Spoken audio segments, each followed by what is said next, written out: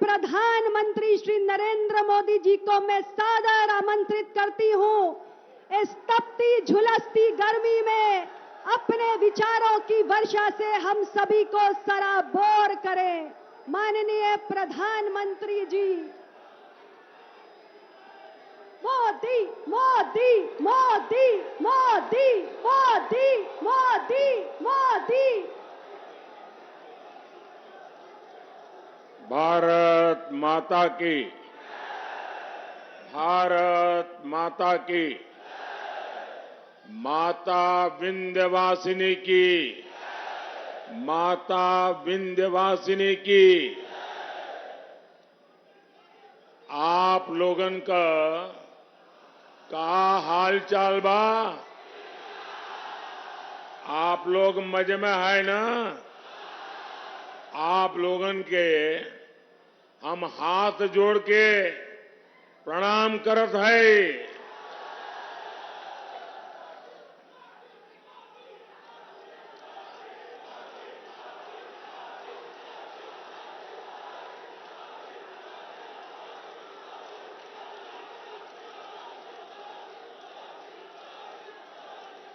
जय श्री राम।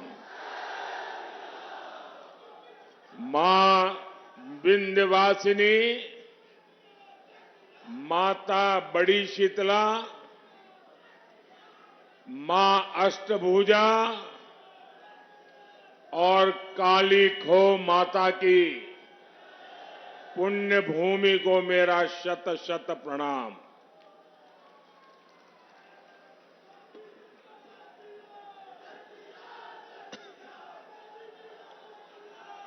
ज्येष्ठ का ये महीना हमारी परंपरा में विशेष होता है और इसका हर मंगलवार बहुत खास होता है।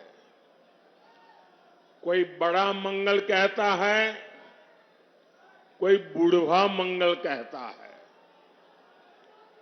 इस बार ये बुढ़वा मंगल और भी विशेष है, क्योंकि 500 साल बाद ये पहला बड़ा मंगल होने वाला है जब बजरंगबली के प्रभु राम अयोध्या में अपने भव्य मंदिर में विराजे होंगे।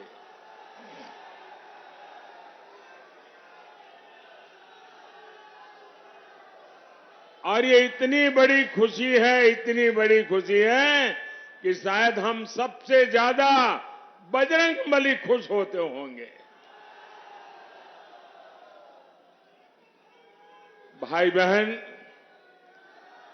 जरा मेरे एक सवाल का जवाब देंगे आप? मेरे एक सवाल का जवाब देंगे आप लोग? आपकी आवाज नहीं आ रही है। मेरे एक सवाल का जवाब देंगे?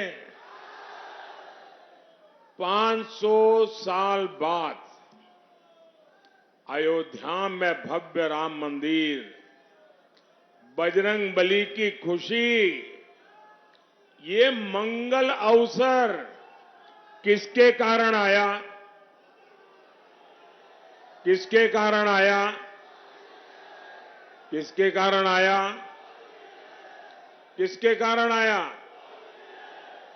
ये पुण्य काम किसने किया? ये पुण्य काम किसने किया? आपका जवाब गलत है। आपको भी पता नहीं है कि इतना बड़ा पुण्य काम आपके एक वोट ने किया है। ये आपके वोट की ताकत है कि आज राम मंदिर भी बना है और जैसा योगी जी ने कहा, यहां मां विंध्यवासिनी का भव्य नव्य कॉरिडोर भी बन रहा है। और संयोग देखिए,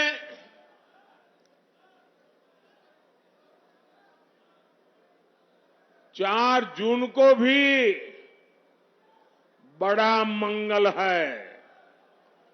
ये जो कुछ नौजवान चित्र लेकर के आए हैं वो हमारे साथी कलेक्ट कर लेंगे। आपका प्यार मुझ तक पहुंच जाएगा। उधर भी 2 लोग हैं, जरा ले लीजिए भाई।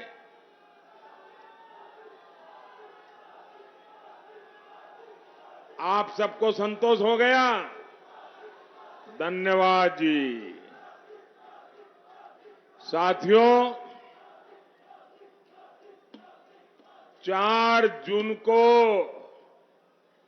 बड़ा मंगल के दिन फिर एक बार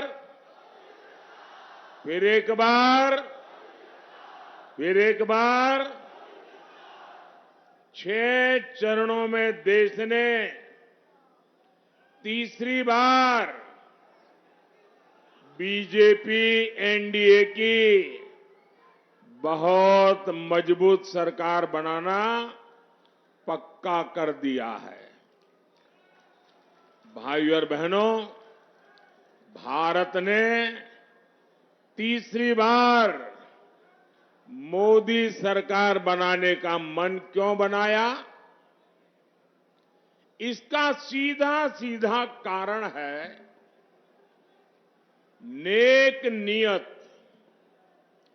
नेक नीतियां और नेशन फर्स्ट, मेरा देश सबसे ऊपर, राष्ट्र निष्ठा। आप मुझे बताइए साथियों, आप जरा एक एक चीज में बात करता हूं ना, मैं भाषण नहीं करूंगा आज आपसे बातें करूंगा। ठीक है? चलेगा ना? अच्छा, आप मुझे बताइए, जरा सोचिए, आप अपना घर बनाते हैं और घर बनाने के लिए किसी मिस्त्री को लगा देते हैं। ये नारे वगैरह बताइए, लेकिन बीच में जब जगह हो न तब बुलाइए। ठीक है? और फिर 1 जून को भी करना पड़ेगा, 4 जून को तो बहुत ज्यादा करना पड़ेगा, तो थक जाओगे। अच्छा, हम अपना घर बनाते हैं और एक मिस्त्री या किसी काम करने वालों को तय करते हैं।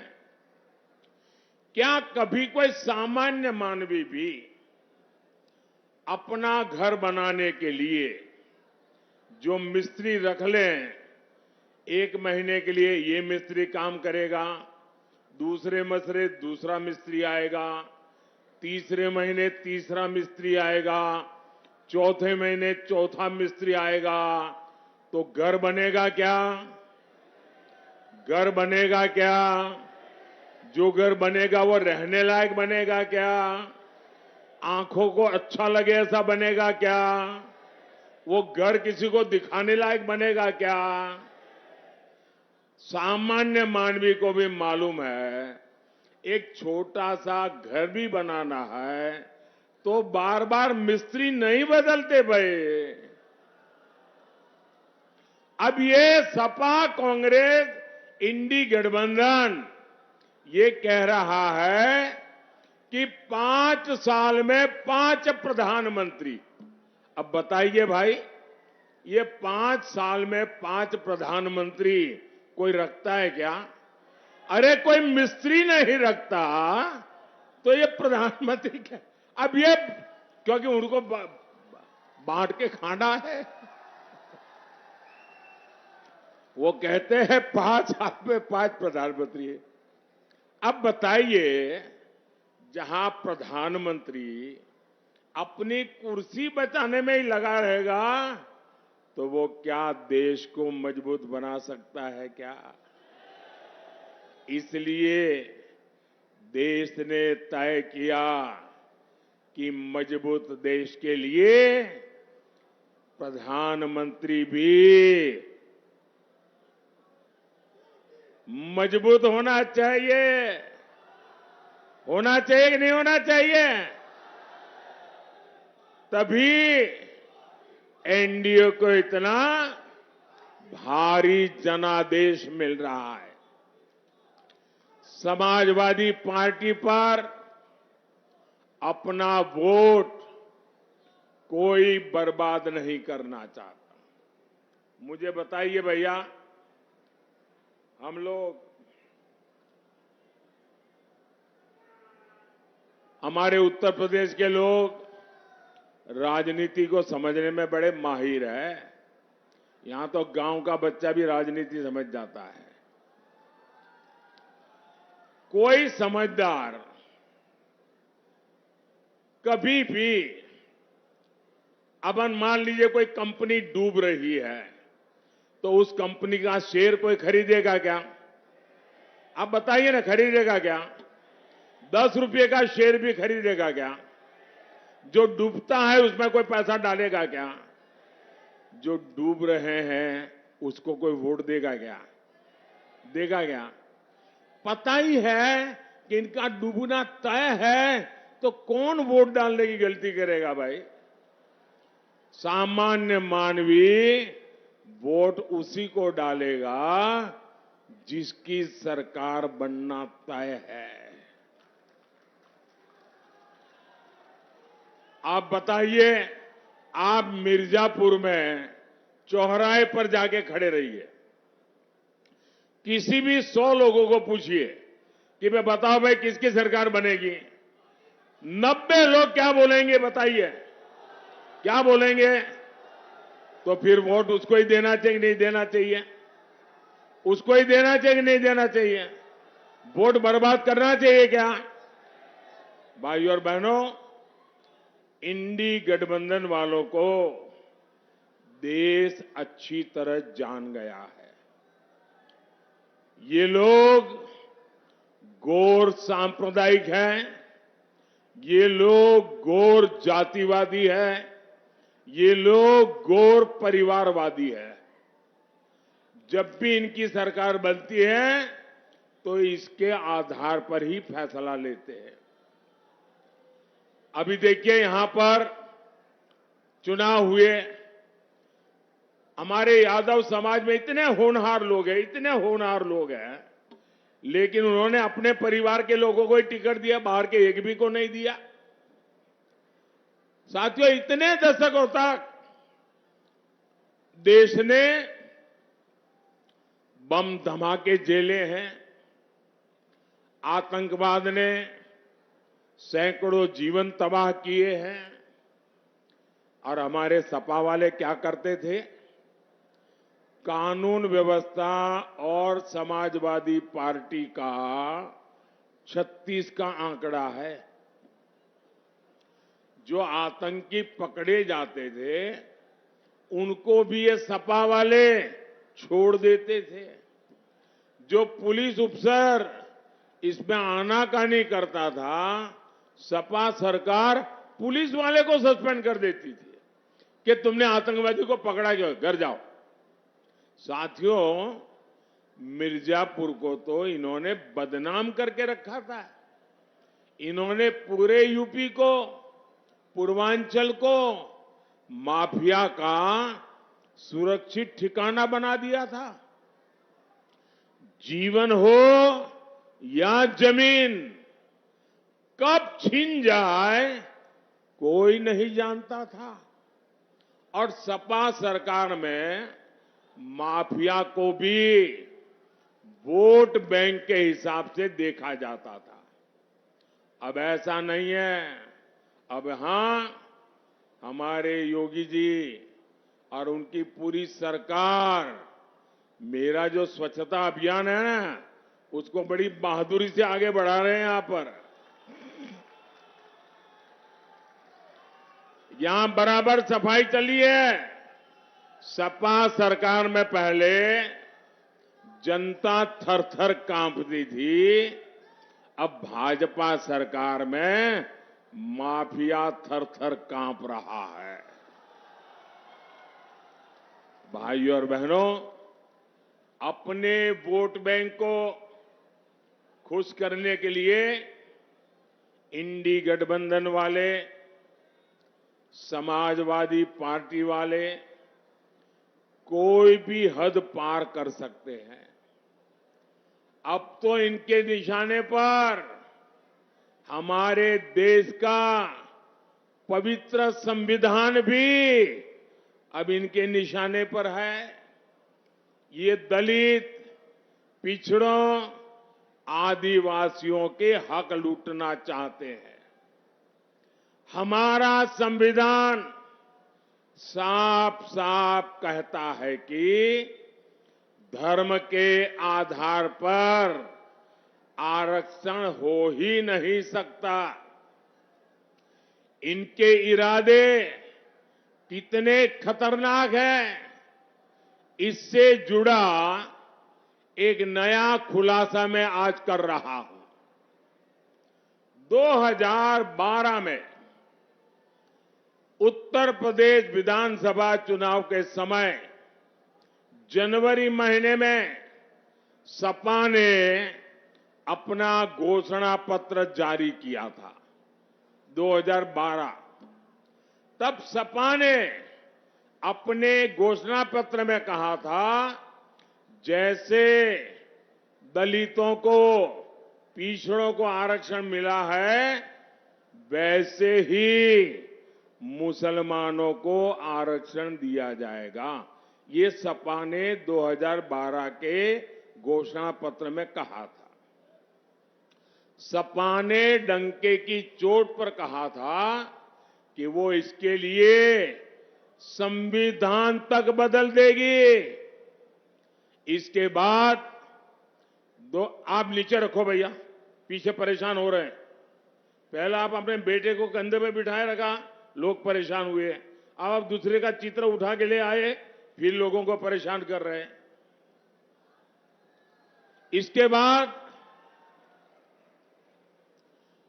2014 के लोकसभा चुनाव में सपा ने फिर अपना घोषणा पत्र जारी किया।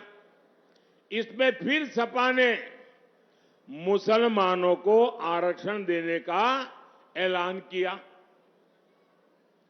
देखिए इनकी आदत। और इतना ही नहीं, सपा ने घोषणा की थी कि पुलिस और पीएससी में भी 15% आरक्षण मुसलमानों को दिया जाएगा। आप कल्पना कर सकते हैं, ये लोग अपने वोट बैंक को खुश करने के लिए किस तरह एससी, एसटी, ओबीसी का हक छीनने पर तुले हुए थे। भाइयों बहनों, मैं भी आप में से कईयों की तरह अति पिछड़े समाज से निकल करके यहां पहुंचा हूं। मुझे उनकी पीड़ा मालूम है।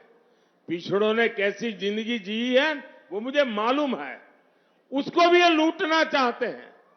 सरकार में आने के बाद इन्होंने अपनी मनमानी भी की, लेकिन मामला तब से सुप्रीम कोर्ट में फंसा हुआ है। बावजूद इसके ये पिछले दरवाजे से ओबीसी का हक, अति पिछड़ों का हक मुसलमान को देते रहे हैं। लेकिन बार बार कभी हाई कोर्ट, कभी सुप्रीम कोर्ट इसको रोक लगाती है, गंभीर सवाल पूछती है, मामले लटके रहते हैं। अब इसलिए इन्होंने क्या सोचा है कि अब इंडी वालों ने तय किया है कि मुसलमानों को आरक्षण देने के लिए एससी, एसटी, ओबीसी, अति पिछड़ों का आरक्षण छीनने के लिए अब वो आखिरी उपाय खोज लिया है। और वो आखिरी उपाय है उनका संविधान में बदल लाना, संविधान में लिख देना। वो कहते हैं कि संविधान में लिखेंगे मुसलमानों को आरक्षण दिया जाएगा। और इसलिए ये लोग संविधान बदलना चाहते हैं। ये कोर्ट कचहरी के झंझट को एक बार में ही खत्म करना चाहते हैं। मैं आपसे पूछना चाहता हूं मेरे भाई बहन, क्या आप ये होने देंगे? क्या आपका हक जाने देंगे क्या? क्या वोट बैंक के आधार पर हक छीना जाएगा क्या? क्या बाबा साहब आंबेडकर की पीठ पे छुरा भोंकने देंगे क्या? क्या संविधान का अपमान होने देंगे क्या? क्या संविधान की हत्या करने देंगे क्या? साथियों, सपा कांग्रेस के लोग वोट बैंक को समर्पित है।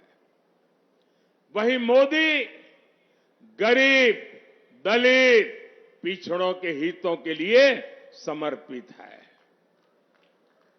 मोदी 5 साल तक मुफ्त अनाज दे रहा है। मोदी 5 लाख रुपए तक मुफ्त इलाज दे रहा है। अब तो मोदी की गारंटी है, जितने भी परिवार हैं, मोदी हर परिवार के बुजुर्ग को मुफ्त इलाज कराएगा। साथियों, पीएम किसान सम्मान निधि से मिर्जापुर के किसानों के खाते में करीब 1000 करोड़ रुपए पहुंचे हैं। मोदी ने 4 करोड़ पक्के घर बनाकर दे दिए। 3 करोड़ पक्के घर गरीबों को और मिलने वाले हैं। ये एक एक घर लाखों रुपए का है, जो माता बहन के नाम पर मिल रहा है। साथियों, आप बिजली से कमाई कर सके, मोदी इसके लिए भी रास्ता बना रहा है। पहला तो आपका बिजली बिल जीरो। आपका बिजली बिल जीरो। इतना ही नहीं, आपके पास जो अतिरिक्त बिजली होगी वो सरकार खरीदेगी, बिजली के बदले में पैसे देगी और आपको बिजली से कमाई होगी।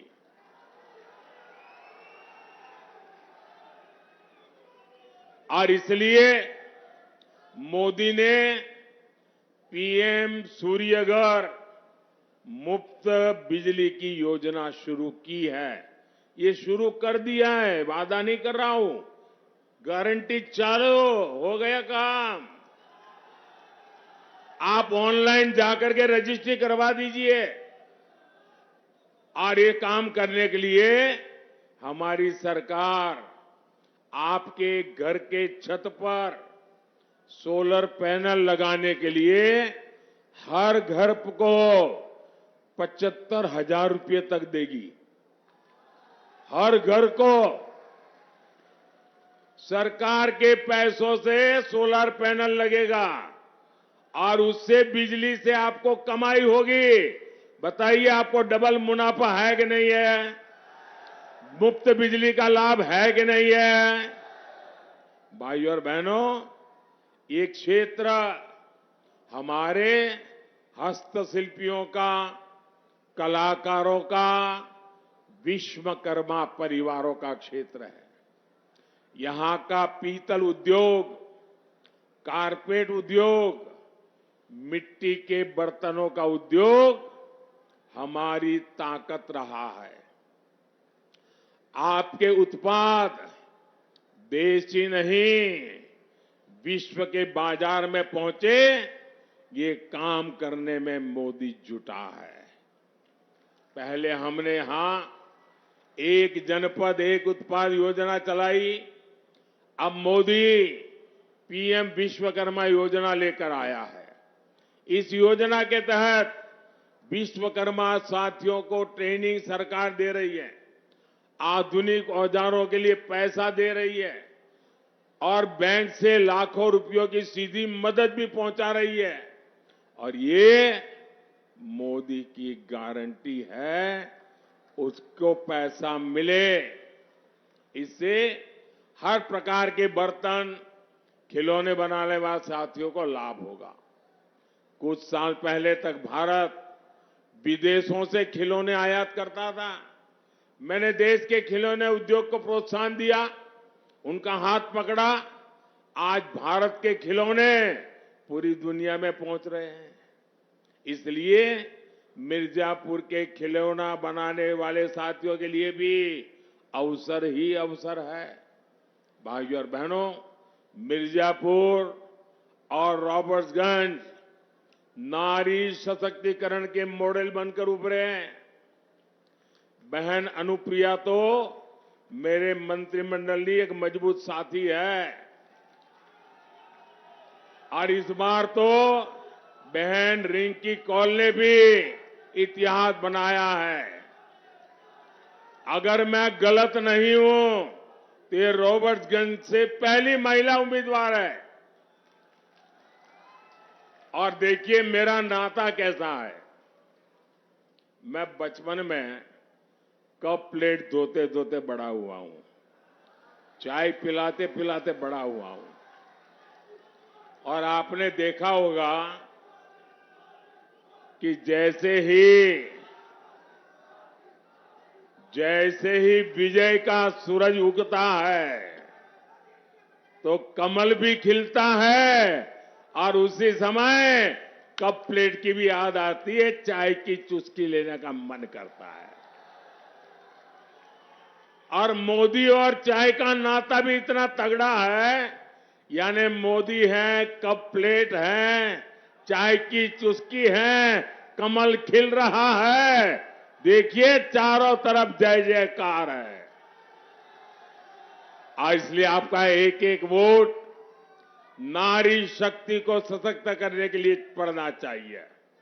यहां दद्दी में भी उपचुनाव हो रहा है। वहां से हमारे साथी भाई श्रवण गौड़ जी को भी भारी मतों से कमल के निशान पर बटन दबा करके विजयी बनाना है। और आपको याद रखना होगा, जहां दो निशान है वहां दो अलग अलग निशान होंगे। एक जगह पे ऊपर कप प्लेट होगी, वहीं कमल भी होगा इनका। तो आपको ये ध्यान रख करके वोट करना है। याद रखिएगा, आप सिर्फ एमपी नहीं चुन रहे हैं, आप पीएम भी चुन रहे हैं। और इसलिए ज्यादा से ज्यादा मतदान कराएंगे, ज्यादा से ज्यादा मतदान कराएंगे। मैं आपको पूछ रहा हूं, मेरी आवाज सुनाई दे रही है? आप ज्यादा से ज्यादा मतदान कराएंगे? हाथ ऊपर करके बताइए, ज्यादा से ज्यादा मतदान कराएंगे? हर पोलिंग बूथ में विजयी होके आएंगे, घर घर जाएंगे, मतदान के पुराने सारे रिकॉर्ड तोड़ेंगे। अच्छा, मेरा एक काम करोगे? ये मेरा पर्सनल काम है, करोगे? देखिए गांव गांव, हमारे यहां हर गांव में ग्राम मंदिर होते हैं, पवित्र मंदिर होते हैं। आप सब वहां जाना और मोदी की तरफ से वहां मत्था टेकना और परमात्मा से आशीर्वाद मांगना। मोदी के लिए नहीं, मोदी के परिवार के लिए नहीं, 140 करोड़ देशवासियों के लिए विकसित भारत बनाने के लिए आशीर्वाद मांगना। मांगेंगे? हर मंदिर में जाएंगे, हर तीर्थ स्थान में जाएंगे, श्रद्धा पूर्वक परमात्मा से प्रार्थना करेंगे।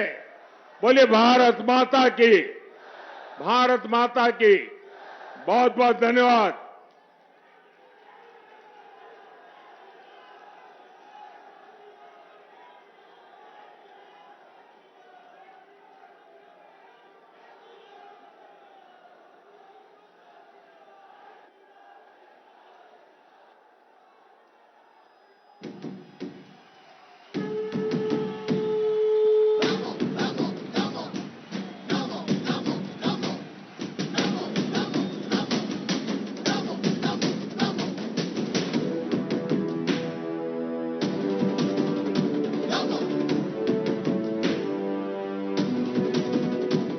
हुंकार एक भरो भरो, धरा का हित करो करो, पाप से लड़ो लड़ो, आगे तुम बढ़ो बढ़ो।